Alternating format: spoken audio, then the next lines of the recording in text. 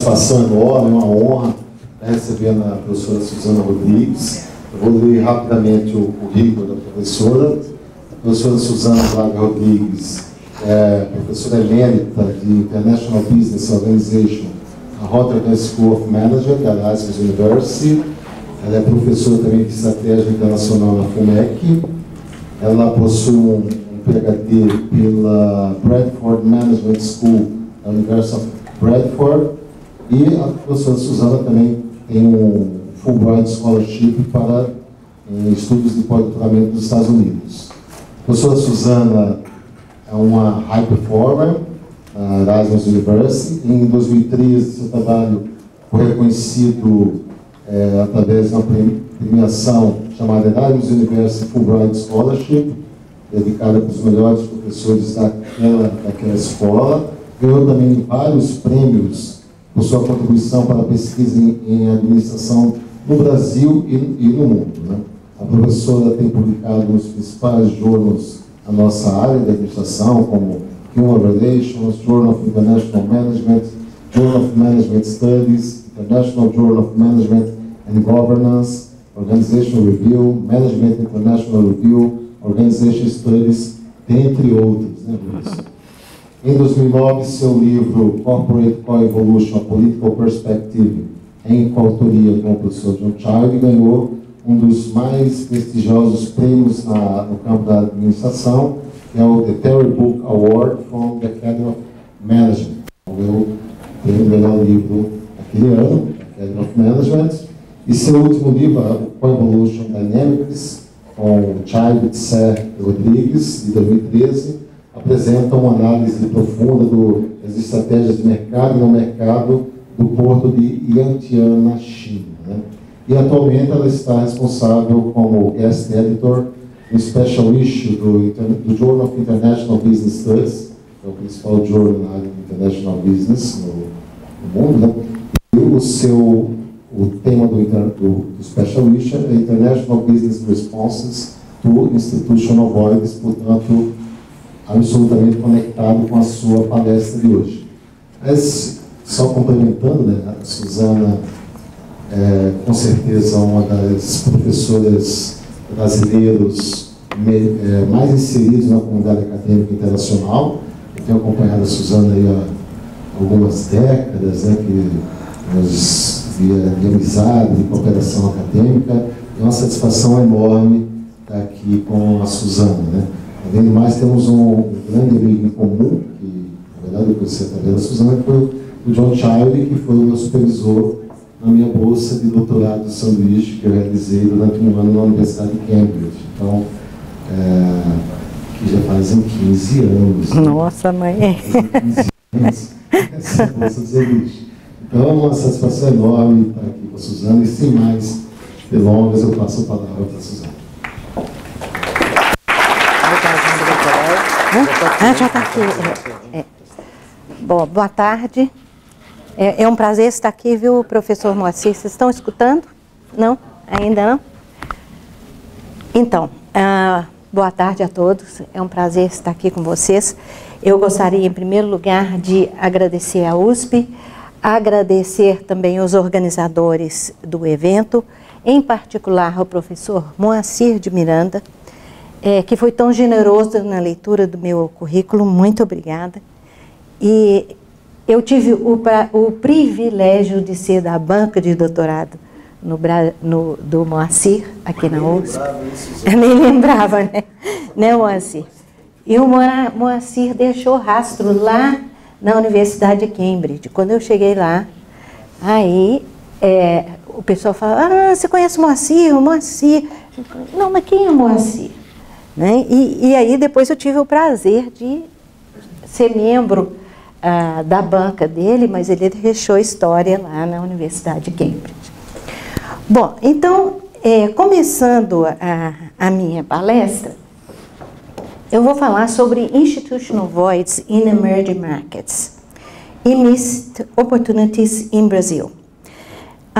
Então, eu preparei uma agenda aqui para vocês, que é o seguinte: eu vou falar primeiro sobre os mercados emergentes, o que são os mercados emergentes, Por que os mercados emergentes hoje não têm correspondido às expectativas de crescimento econômico? E eu vou relacionar isso aos institutional voids, que eu vou explicar também o que são institutional voids. Depois, em sequência, eu vou falar sobre o desenvolvimento, a relação do institutional voids com o desenvolvimento econômico e também os aspectos negativos e positivos dos voids. E vou dar exemplos não só de países em desenvolvimento, que nesse caso vai ser o Brasil, mas também de países desenvolvidos. E aí eu vou terminar com uma reflexão sobre as alternativas de como que os países emergentes podem lidar com essa questão dos voids institucionais. Bom, então, dando sequência, a primeira coisa seria a discussão sobre o que são emerging markets. Por que todo mundo fala sobre emerging markets? E por que as pessoas também falam sobre os BRICS? Os BRICS, a ideia, ela veio da primeira vez através de um estudo da Goldman Sachs a respeito do desenvolvimento econômico dos países emergentes. Então, se verificou que tinham 4 países, praticamente, que é o Brasil, a Rússia, a Índia e a China, que estavam com um desenvolvimento acelerado, e a ideia é de que esses países iriam desenvolver tão rapidamente que eles iriam ultrapassar o crescimento dos países desenvolvidos em meados dessa década, e lá pelos idos de 2037, as economias desses países já seriam maiores do que as economias dos países desenvolvidos. Então, a ideia dos BRICS, ela se fundamenta aí nesse artigo que foi publicado por essa empresa de consultoria. Bom, então eu vou concentrar especificamente nos BRICS, mas fundamentalmente nas questões, nos institutional voids no Brasil. Bom, o que são países emergentes, então?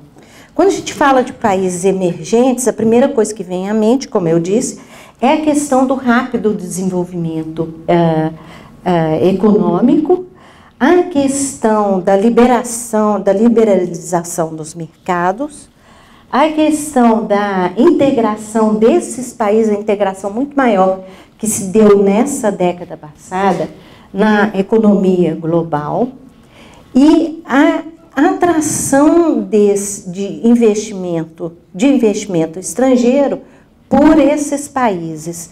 Então, todos esses países que eu citei, eles se enquadram nesse tipo de categorização.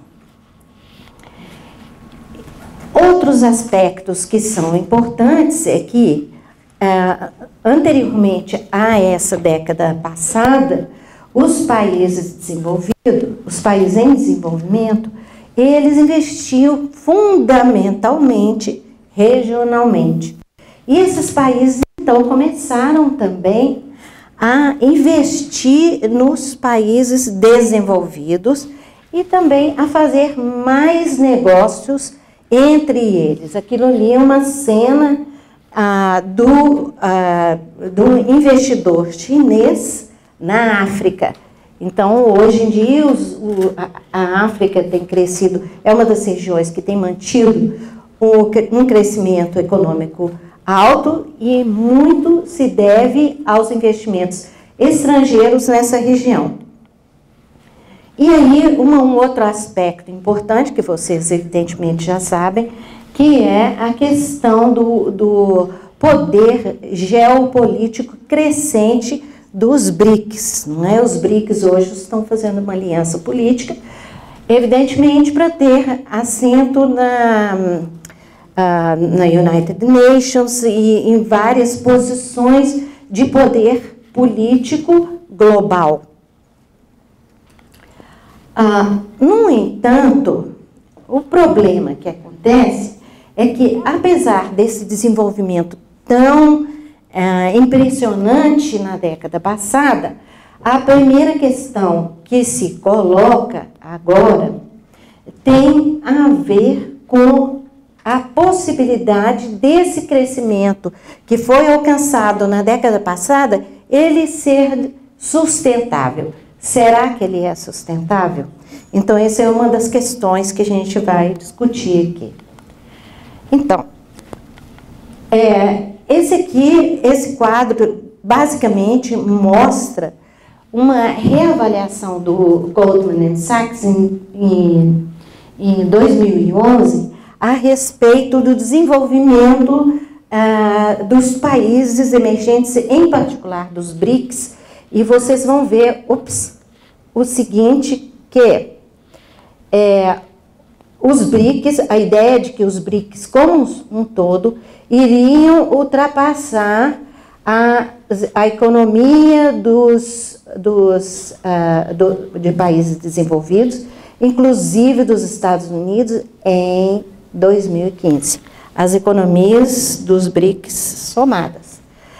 Aí a gente vê que a Rússia, o Brasil, a ideia de que o Brasil, em mais ou menos em 2023, já teria ultrapassado a economia da Inglaterra, França e mais tarde, lá pelos idos de 2040, já teria ultrapassado a economia japonesa. A economia chinesa também teria um desempenho econômico acelerado até 2010, pelos idos de 2010, teria ultrapassado todas essas economias aqui. E que, de fato, isso aconteceu. É a única economia que realmente tem alcançado, tem preenchido essas expectativas do Goldman Sachs. Bom, então, dando continuidade a essa análise, vocês podem observar, através desse gráfico, que volta.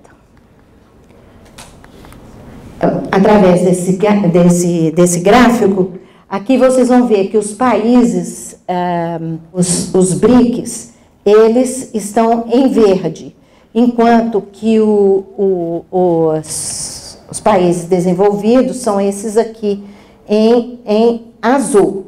E por aqui vocês podem observar que realmente os BRICS mantiveram um crescimento acima dos países desenvolvidos. E quem apresentou o crescimento mais acelerado, vocês podem ver que é, evidentemente, a China. O Brasil é essa linha aqui, essa linha mais esverdeada aqui, com variações do crescimento econômico durante a década, mas mantendo o crescimento, um crescimento positivo até mais ou menos 2008, quando se deu a crise econômica mundial. Então, a expectativa, a partir daí, era de que realmente os países BRICS iriam reduzir a taxa de desenvolvimento econômico. Como realmente, esse aqui é uma revisão das expectativas pelo FMI, e aqui vocês podem ver também que as expectativas eram de que esses países iriam apresentar um decréscimo na taxa de desenvolvimento econômico a partir de 2011 Bom, então, o que acontece com o Brasil em relação à América Latina?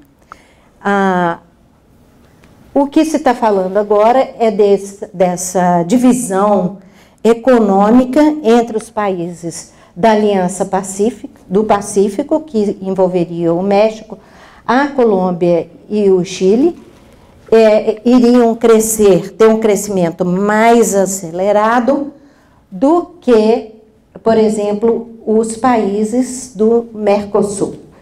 Agora, já vi uma estimativa mais atual que coloca o Brasil com desenvolvimento de 0,9%. Bom, aí é o seguinte, quer dizer, o que está acontecendo que levou a essa situação de um high flyer para uma trajetória descendente desde 2013.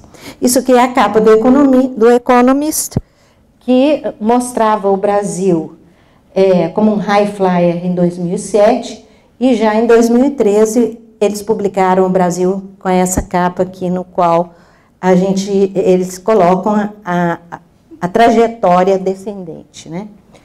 Bom, então é o seguinte, por que os emerging markets, então, não têm correspondido a esse tipo de expectativa de crescimento econômico? E eu vou analisar essa questão sob o ponto de vista de institutional voids. Então, vamos ver o seguinte, o problema é que esses países estão demonstrando um agravamento dos institutional voids. O que seriam institutional voids?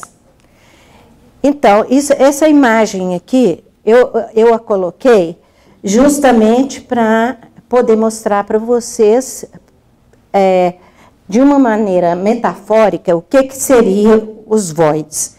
Então, basicamente, os voids envolveriam um buraco negro, são vazios institucionais. Então, seria uma ausência de matéria que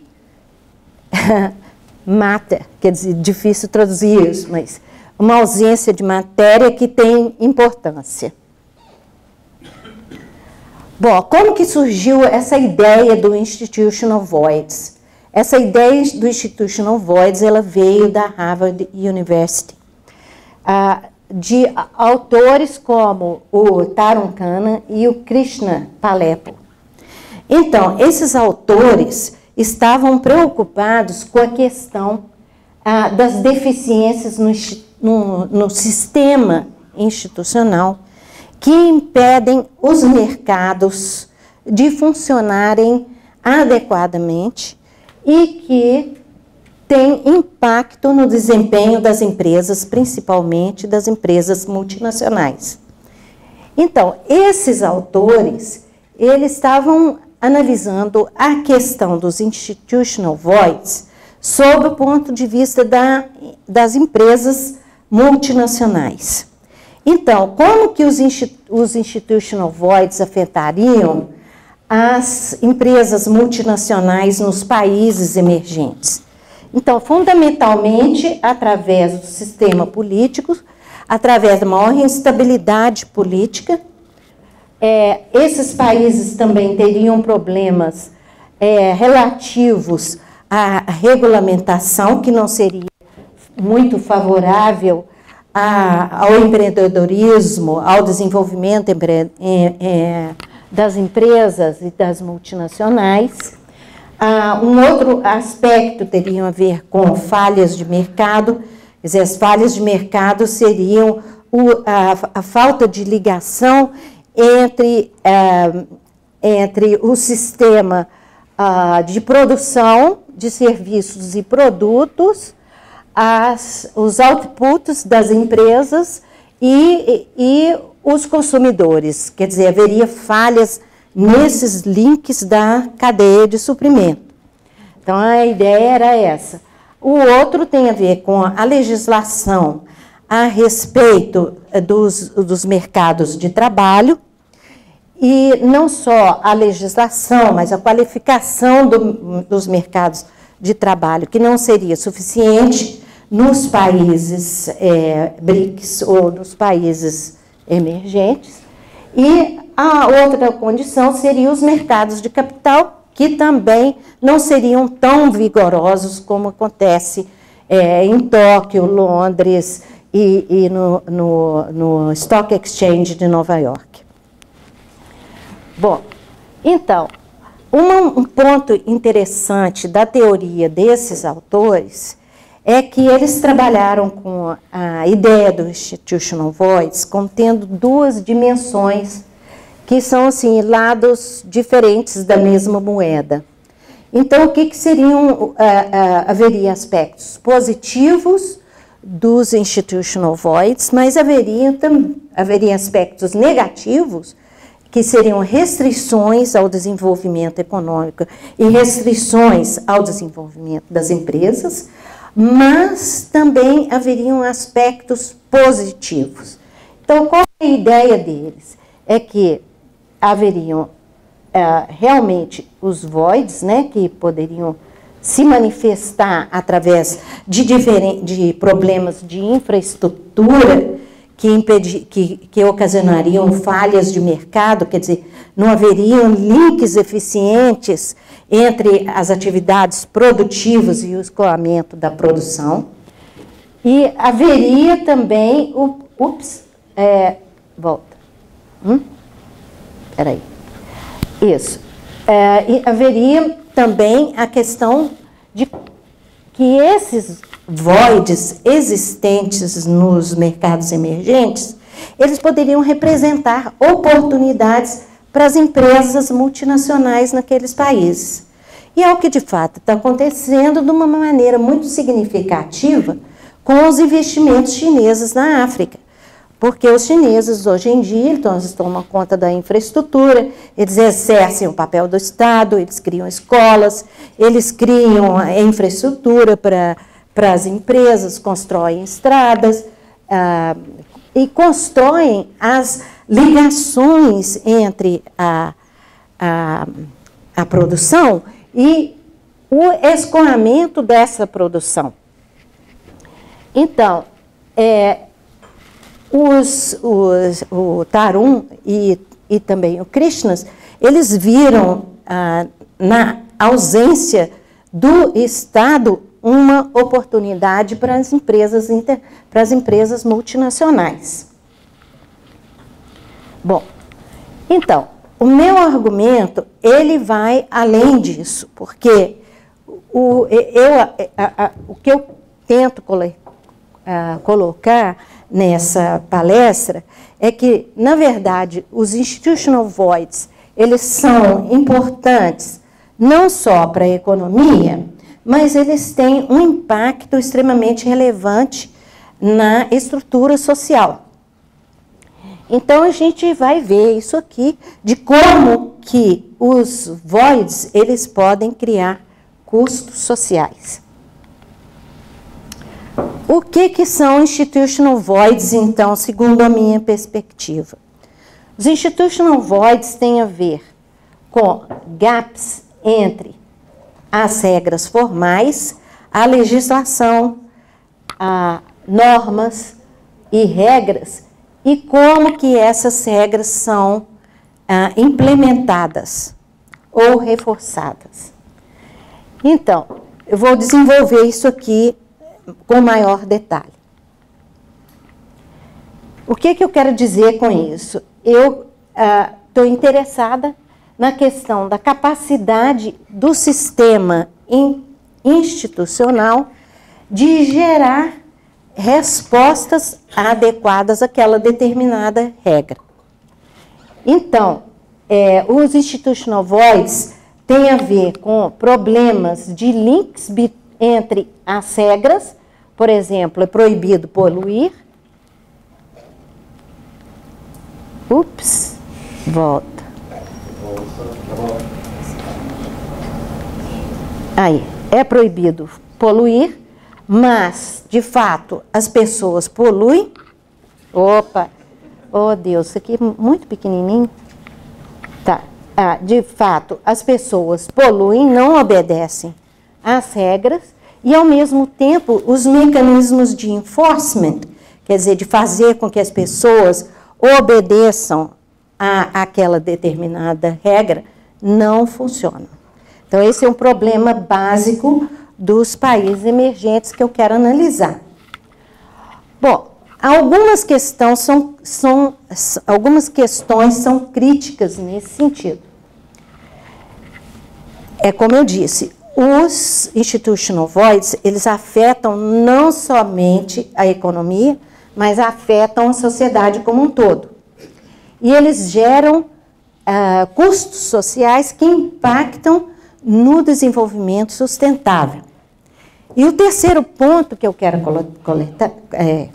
discutir é a questão de como que os voids eles estão ligados ao desenvolvimento econômico. Eles estão ligados ao desenvolvimento econômico em duas condições. Primeiro, quando há crescimento acelerado do desenvolvimento econômico. E segundo, quando há retração desse crescimento. E para o Brasil, no momento, nós estamos numa fase crítica, porque nós estamos passando de uma transição de desenvolvimento acelerado para uma desaceleração do crescimento, no qual as instituições não tiveram condição de acompanhar o desenvolvimento econômico. Então, aí eu vou analisar dois tipos de voids que afetam os países emergentes e também afeta qualquer país. O primeiro tipo de void é o chamado void estrutural. O void estrutural, ele tem a ver com o sistema legislativo de determinado país. Até que ponto que as leis são adequadas para as pressões econômicas e as pressões sociais. Elas são adequadas, existe uma completude, o sistema é compreensivo o suficiente ou não é.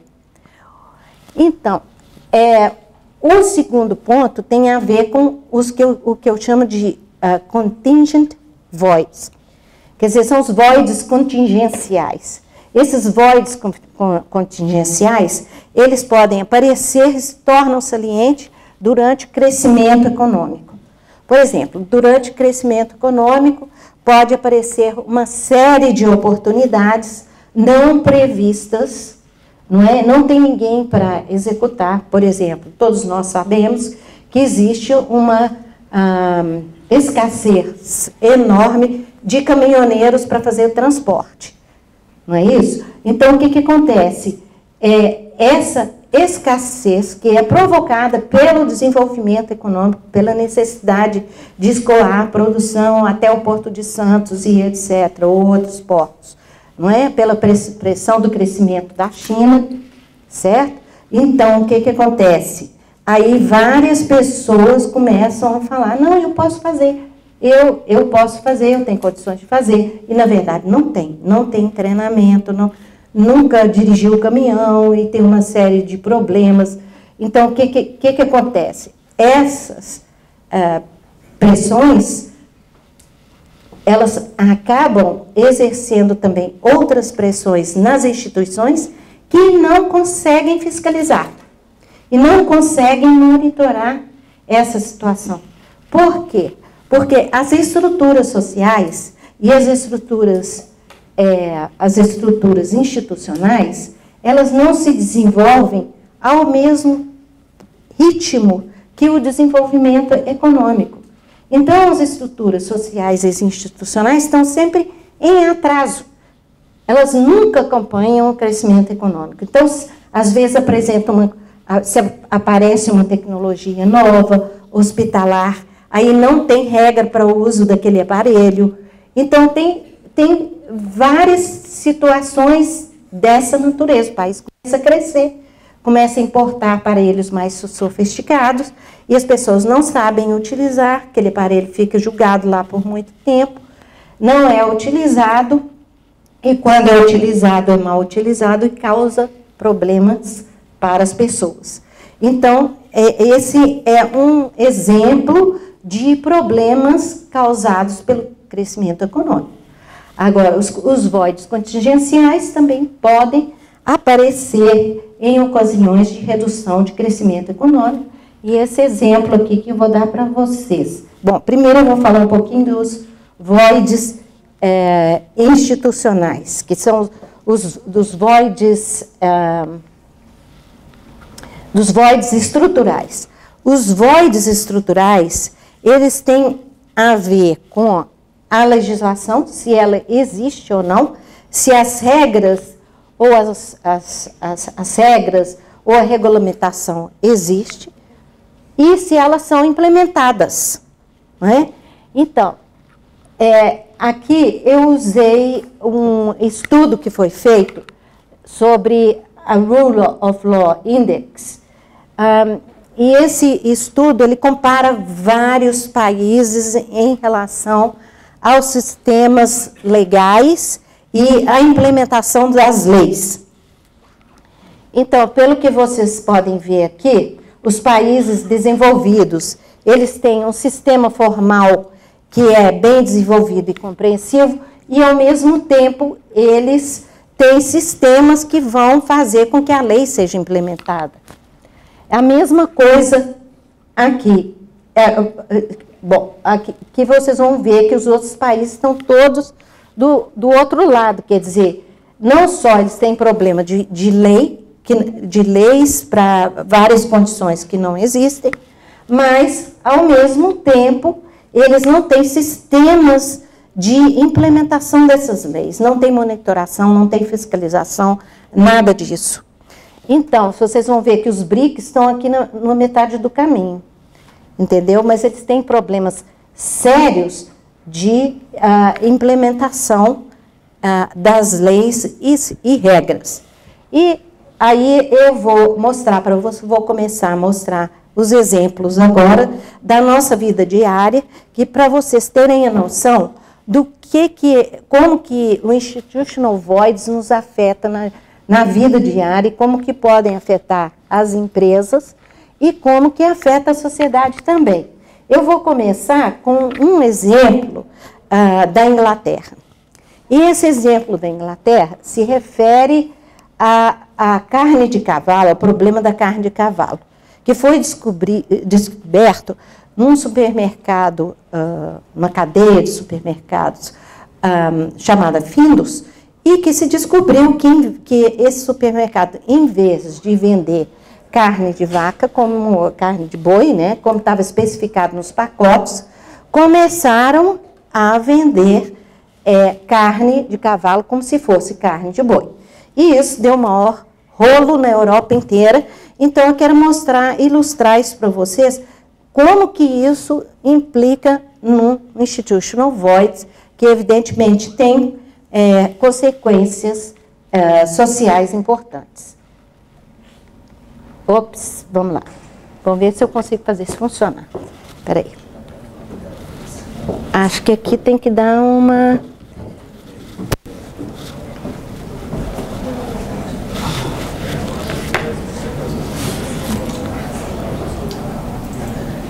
Aí, só você clicar no meio da tela. Aí, isso.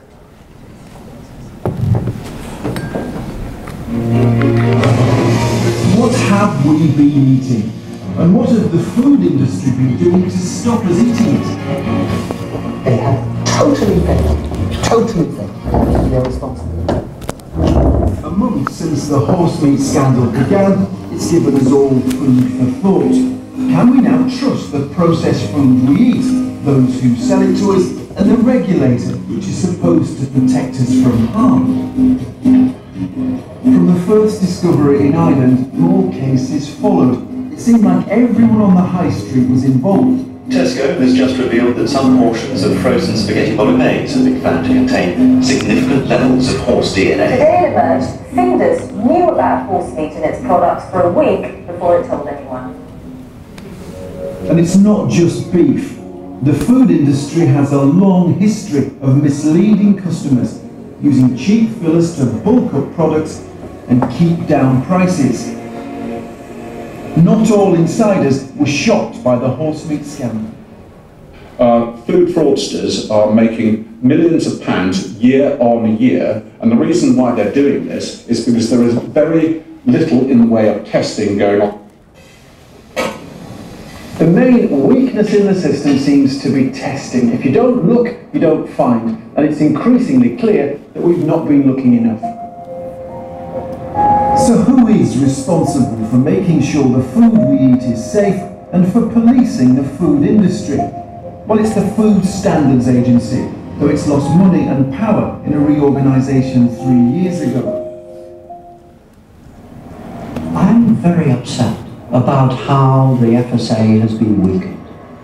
Its budgets have been slashed at the same time as local authority enforcement officers' budgets have been slashed, trading standards have been slashed. So just at the moment we want the state to get tougher, to act on behalf of low-income consumers, the mass population, it's actually got weaker. So if we can't rely on the Food Standards Agency to watch over food standards, then who can we trust? Shouldn't the industry be doing more to check on the products they sell, to be 100% sure that what shoppers take home is exactly what it says on the packet? It is the retailer's responsibility to ensure that what they're offering you and me and the public is actually good quality and what it says it is on the label.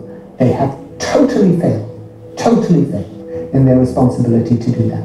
Well, testing continues. Only about a quarter of the total number have been done so far. We need to have the will to actually use the legislation that we've got. It needs to be adequately financed, and we need to have ongoing random tests carried out. Then and only then can you get confidence restored in the food industry. Ok, então como vocês podem ver, esse caso mostra que a questão dos institutional voids ela é muito mais complexa do que simplesmente a existência de regras e as regras serem cumpridas. Elas não são cumpridas porque, fundamentalmente, quando o país começa a reduzir o desenvolvimento econômico, evidentemente, a primeira coisa que os governos fazem é o quê? Cortar o quê? Custos. Então, corta custo de tudo. Então, corta custo da polícia, corta custo dos hospitais, corta custo das escolas, e aí vão com a tesoura. Quanto mais a tesoura funciona, mais void foi ficando. Então, é até virar uma peneira, que é a nossa situação atual. Bom, então, o que acontece? O Institutional Voids, ele implica o quê? Dificuldades também de coordenação, como vocês observaram nesse exemplo. Quer dizer, o void ele não estava só na Inglaterra, ele estava em diversas partes da cadeia produtiva na Europa. E quando os países têm acordo de comércio, não é? Trading accords, agreements, então o que acontece? A probabilidade de se achar quem é o responsável fica muito mais difícil. Então, o problema de accountability, quem que é responsável, por exemplo, por aquele prédio que desabou aqui em São Paulo? Quem é responsável pelo viaduto que desabou em Belo Horizonte? Então, aí ninguém aparece como sendo responsável dos voids, não é? Na medicina, por exemplo, existem problemas de voids que são seríssimos. Um deles é o uso de genéricos, porque o uso de genéricos ele é mais barato, mas, por outro lado, a fiscalização e a monitorização dos genéricos, se eles realmente estão com o conteúdo que está descrito ali no pacote, é muito diferente. Então, vários médicos têm restrições de receitar os genéricos por problemas de falta de correspondência entre o que está no conteúdo e o que está, digamos, advertised no remédio.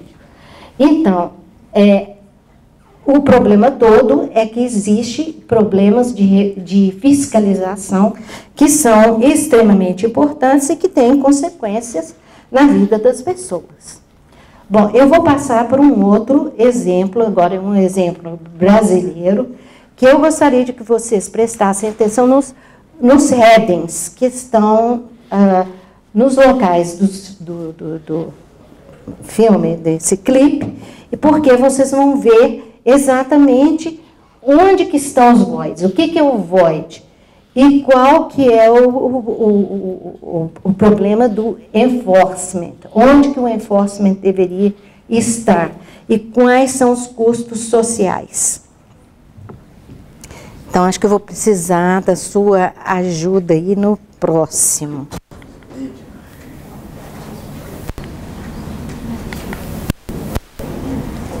Aí, acho que tem que dar uma clicada aí.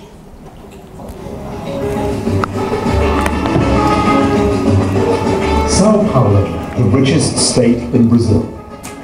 90 million people live in the city, which is struggling to cope with 500 new vehicles on the roads a day. Brazil has an advantage over India. It does have a national traffic code, passed in 1997. Initially, the new code brought the death toll down, but not for long. Paramedics now arrive at crash scenes like this in record time, saving hundreds of lives. But 35,000 Brazilians die in road crashes and almost 500,000 are injured every year. Harman meets Eduardo Vasconcelos, who's just evaluated the National Traffic Code.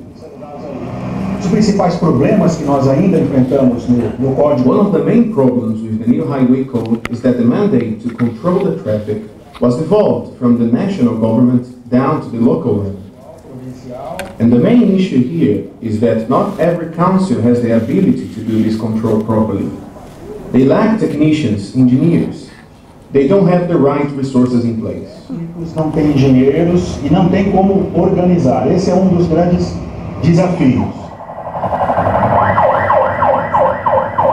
Sao Paulo has the highest number of crashes in the country, around 25,000 every year. And as in India, motorcyclists, pedestrians and cyclists are the main victims. The phenomenon of motorboys, as they're known, exploded onto Sao Paulo's streets 10 years ago when unemployment was high. Now they compete for space on the city's massive network of roads and expressways. Every day, 25 motorcyclists are injured, at least one dies. Many times it's the motorboys' fault because they aren't careful enough. They are aggressive, swerving in and out of the traffic.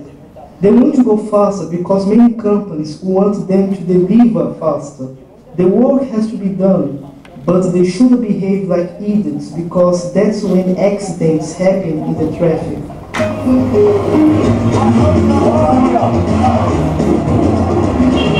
To reduce the number of motorbike crashes, Sao Paulo's traffic department has created the country's first motorbike-only lane, a 2-kilometer stretch in the center of the city. As in India, drivers in Brazil will have to accept that motorbikes are here to stay. Ok, então, como vocês podem observar através desse exemplo, o que eu quis mostrar aqui, fundamentalmente, foi a questão do embeddedness.